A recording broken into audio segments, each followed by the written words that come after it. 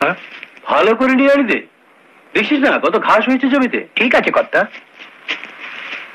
আরে বাহ, সব যে গ্রিন আর গ্রিন। ডাক তো বুড়োটাকে। এই ভুবন, কর্তা ডাকছেন। কি খবর মান্না বাবু? আসুন আসুন আসুন, নমস্কার। নমস্কার ভুবন, তুমি যে চারিদিকে একেবারে সবুজ করে তুলেছো, খুব ভালো আবাদ হয়েছে দেখছি। সবই ঠাকুরের দয়া। ঠাকুরের দয়া? ঠাকুর কিন্তু তোমাকে দয়া করেননি, দয়া করেছেন আমাকে। এসব ফসল কেটে আমার গোড়ায় পাঠিয়ে দেবে, বুঝেছো? এসব কি বলছেন মান্না বাবু? ঠিকই বলছি।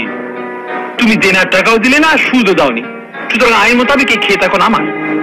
মান্না বাবু, 5 বছর হাড় ভাঙা মেহনত করে এই বাজার জমিতে এবার আমি ফসল ফলিয়েছি। আর 3টে মাস যেতে দিন, আপনার সব দেনা আমি মিটিয়ে দেব।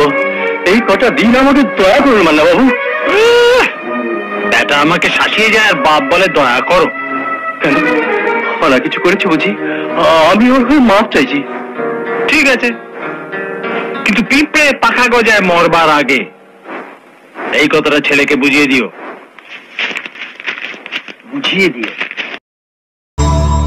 এমন আরো অনেক ভিডিও দেখতে এই চ্যানেলটি সাবস্ক্রাইব করে নিন এবং পাশের বেল আইকনটি প্রেস করে দিন।